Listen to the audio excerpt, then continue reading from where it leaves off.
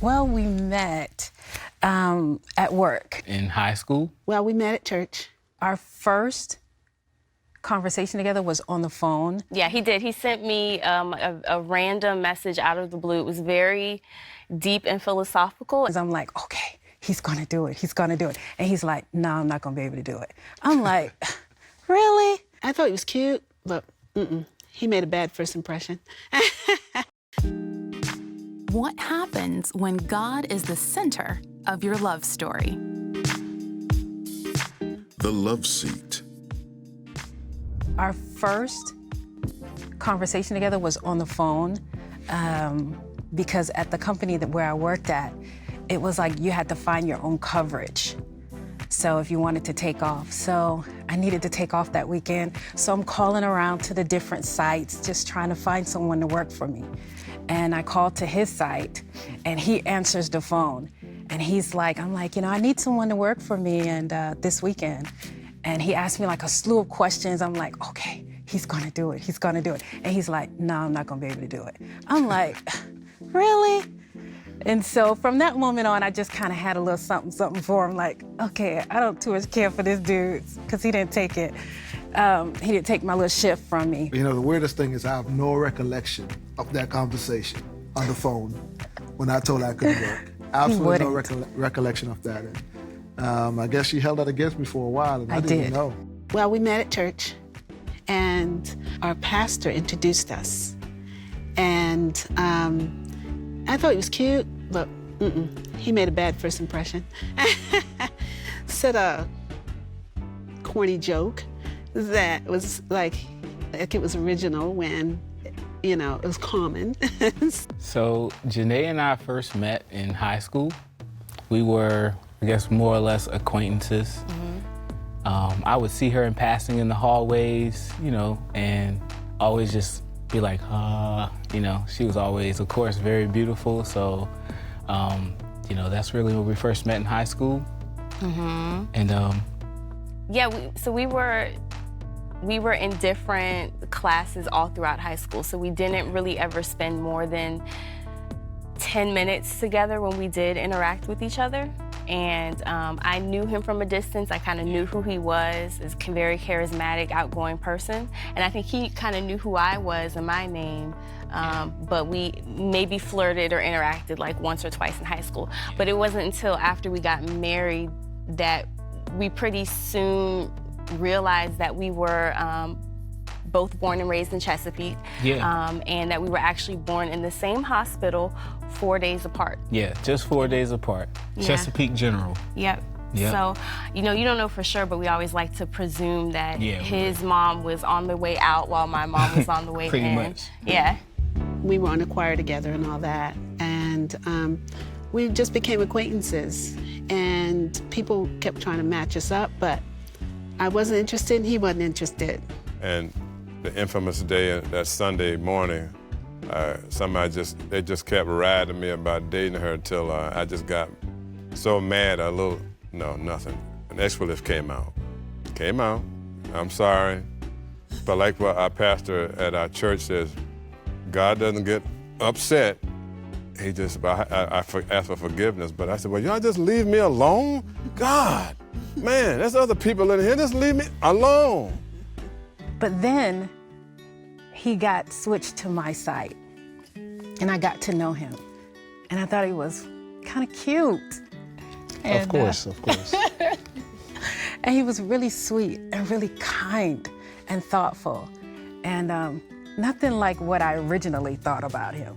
But he was really kind. Yeah.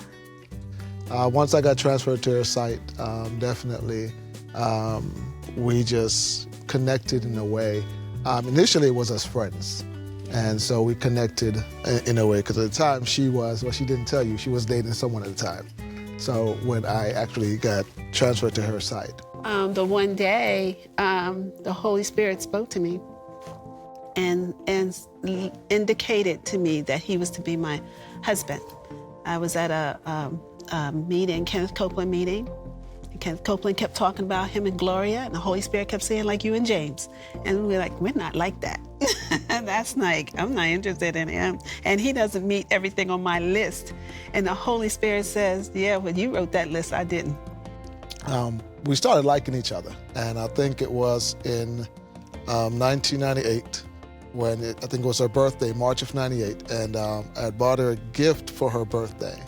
And at the time, we were still friends. And I started realizing that I had feelings for her. And I'm not sure if I had feelings first or she had feelings first, but... You definitely Okay, I did. Okay. I started having feelings for her, and I thought that, you know, wow, this is a wonderful person. And so we started talking, and eventually she actually was no longer seeing this other person. And I just believe it was the Lord working on my behalf, of course. So he had to remove that guy. But we started talking, and I think we started dating a little bit. I had gotten into a relationship. New Christian young lady, single mother, 2 kids. And the Lord told me just be a friend, but things developed. And I broke that off because the Lord heard me say, I heard the Lord say, you need to stop seeing her that way. I broke it off. I was hurt. And I said, Lord, I do not want to get involved with anyone else. I don't want to hurt anybody anymore. I don't want to get hurt. I started meeting Shemaine because Shemaine, I drove a church van, and they had moved, and she was the first stop and the last stop. And when I dropped them off, her and I would just sit in the van and just talk. Just talk. And talking led to eventually calling her on the phone, and then we went on a date. You know, there was no big voice from heaven that said, she's the one. But there was a vision. When I say this, I didn't see visions, unless it was back in the day, but I'm not going back there. It was in a forest, and it was full of women. They were all in the dark except for one. And there's one person came to the forefront in light, and it was Shemaine. And well, I'm not smoking nothing. I said, what are you trying to tell me? And so eventually, I got past the fear to ask her out. And with those dates, it led to something into marriage. And so after high school, time had passed, and I just was in a time where I was seeking, looking, trying to find a girl, you know, like every other guy. And during that time, Janae was there. I think I hopped on Facebook, and her face popped up. You know how Facebook says, like, do you know this person? Yeah, he did. He sent me a random message out of the blue. It was very deep and philosophical and very random. I mean, it was very much like, hey, so when I find a wife, I want her to be like this, or something like that. And it was weird enough that I was like, I remember you from high school. I used to have a crush on you. I thought you were cute, but this is weird. Let me just put that to the side. I'm not really gonna engage. And then I think you maybe sent me another message later. And I was intrigued. I was intrigued enough to where I was like, you know what, let me respond.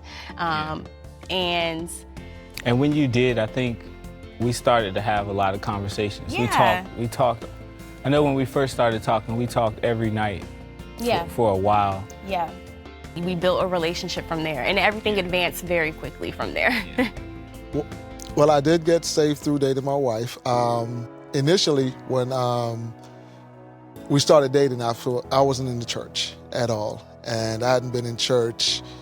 I think I was born and raised in Jamaica, and I came to the States in '93, and we met in '98, and never went to a single church service in all that time until I met Tamika. And so she introduced me to her church, and I started going. And of course, I went because I liked her, but I started going, and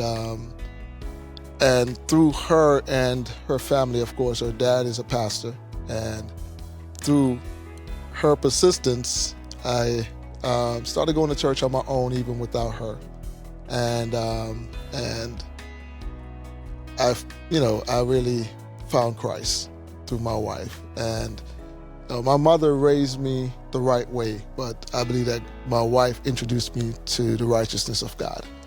And so I was just so grateful for that, and I'll forever be grateful for my wife introducing me to Christ. So I believe it was a bigger picture than just us getting married, but it's really for my salvation that God put her in my life. As things went along, he did propose. Now look, we dated 4.5 years. It just took time for us to grow up, I guess, enough, even though we were mid-30s, so we could get married, I suppose. But it was God's appointed time, and I knew it. That summer before, the Lord gave me the songs that was to be in my wedding. I wrote it down. I knew it was him.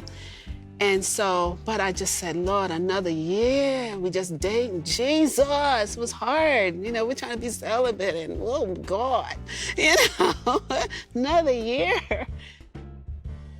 So anyway, he did propose, and our life has been a life of faith. He had a 20-hour-a-week job. I don't suggest ladies do this, but anyway, I knew we heard from God, and I knew it was his timing. He had a 20-hour-a-week job, minimum wage, and he proposed, and he didn't have a ring. And I know the ladies are like, what? They didn't have no ring, what? But I knew God had called us, and I knew the Lord was going to provide. I came back from winter break, and we actually started spending time together. It did not take long before we were having sex. And we kept saying, you know what, we're not going to continue to do it, but it happened, and I wouldn't even say it happened a lot, but it happened. No, it didn't, but enough times, obviously. Enough times that we were pregnant, okay, Yeah. within like maybe 3 or 4 months Yeah. of us really developing a real relationship. Yeah. Yeah. But I didn't necessarily have like the practical skills of how to practice celibacy when you are in a room with someone that you're sexually attracted to. So for me, the most I did was I just didn't date. You know, I had people that were interested in me. I didn't date. So, but once we kind of opened that door, it became easier to do it more and more, but that conviction was always present. And after church, the preacher walks up to him and says that the one that you're with is the one that will walk hand in hand in the Lord with you. And should you decide to not take it further, it is God's purpose and plan for you all to be together. So even in this time, if you all decide that you're not going to follow through with this, it will come back around again, because what God has for you is for the both of you to do together.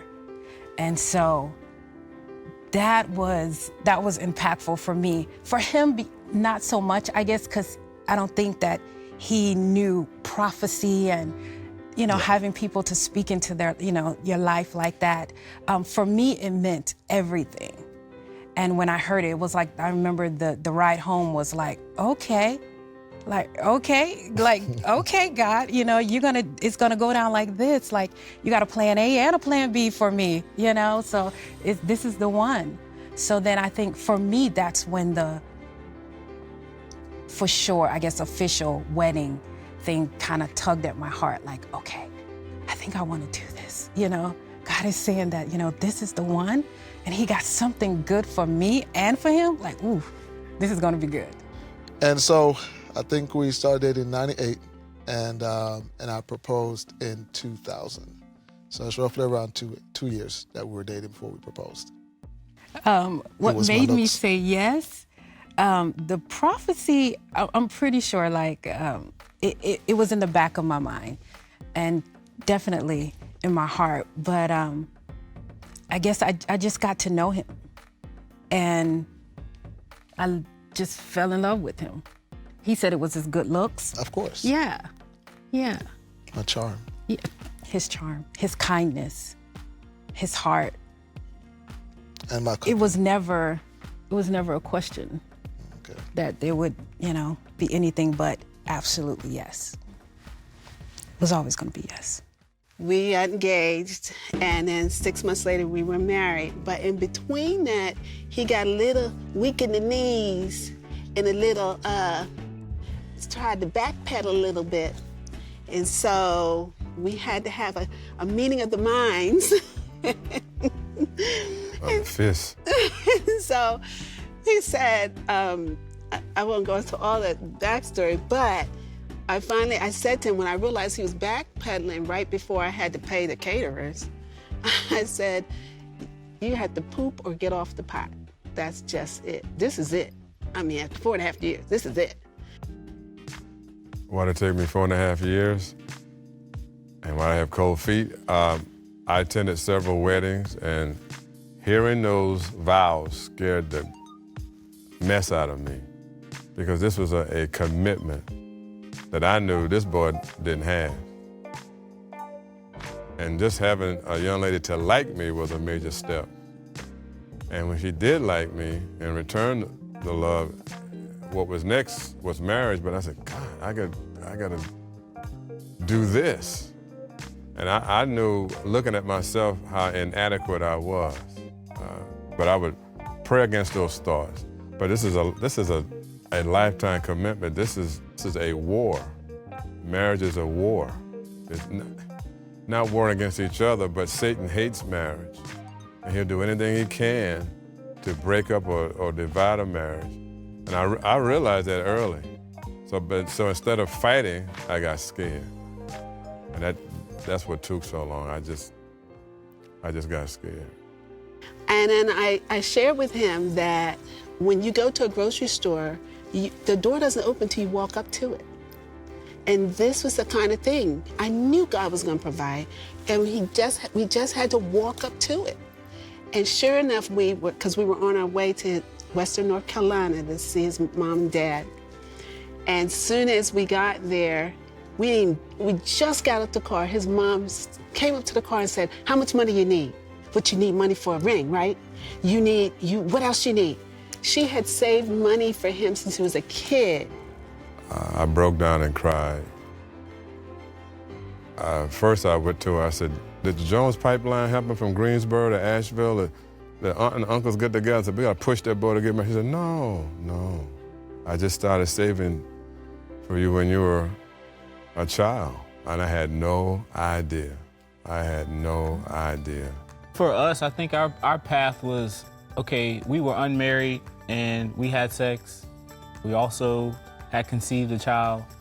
And I think our next move was to get married. And I don't always say, hey, okay, that's the next step, but for us to do what our hearts really were focused on, which was pleasing God, of course. And God, of course, His grace and forgiveness, so we walked into that. Yeah. And marriage was definitely the next thing. And so I would say the way to remove the shame is to get the ring, But there was, in my case, there was a good amount of time before we just to rewind a little bit, some practical things that we did when we started having sex, we knew it wasn't the right thing, is I stay connected with my church. Yeah. I tried to invite accountability in, and because we didn't even live in the same city at the time, so sometimes it was just a matter of, okay, stay home, don't come visit me this weekend.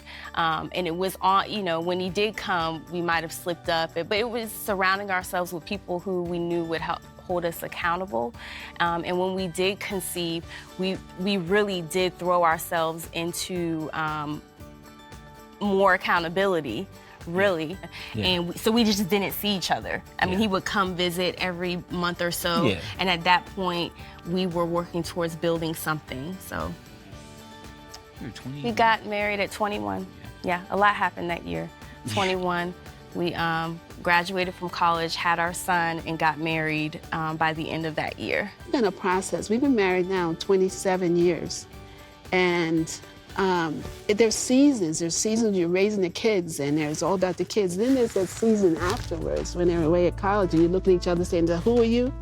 Do I know you?" But because our focus was there, and so, and taking that time with each other while you're raising the kids. We did take time. We did date nights at times, but especially when they got in high school, the Lord said, "They about to be out of here. Y'all better get it together."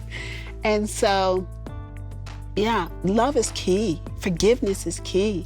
Communication, talk about it. it's been good for me. I think it's been good for each of us. We've grown up as God has taught us how to love. So what I've learned from being married is that it's super important to have something bigger than yourself as a couple to work towards. That involves A, serving somebody else, or B, advancing the kingdom. And for us, that's being an active part of our ministry. We're a part of media ministry. That's operating a business together. That's sometimes hosting life groups. Those things causes us to instantly get out of any argumentative state we might be in, because we have work, there's work to do. I guess as you try to lead your family, your household, your wife, your kids, I've learned that leading is not pointing, and it's not talking even. Leading is really doing, action, and also support, encouraging, and that's the key thing, is learning that leadership is really a support. It's really a foundation and not a cloud over your head who's telling you the right way to go. It's more like a guide, a support. The first, for me, it would be just make sure, for someone who's desiring to get married, make sure you have premarital counseling. I strongly recommend that. Premarital counseling with your pastor or a trusted advisor, but definitely get some premarital counseling to make sure that you're marrying the person that God has for you. That is so important. And once you commit once you make the decision to get married, commit to it. It's for life. And it doesn't matter what you're going through. I just believe that we serve a God that is able to bring you through it all. And if you love each other and you commit to each other, there's nothing, absolutely nothing, that you cannot conquer.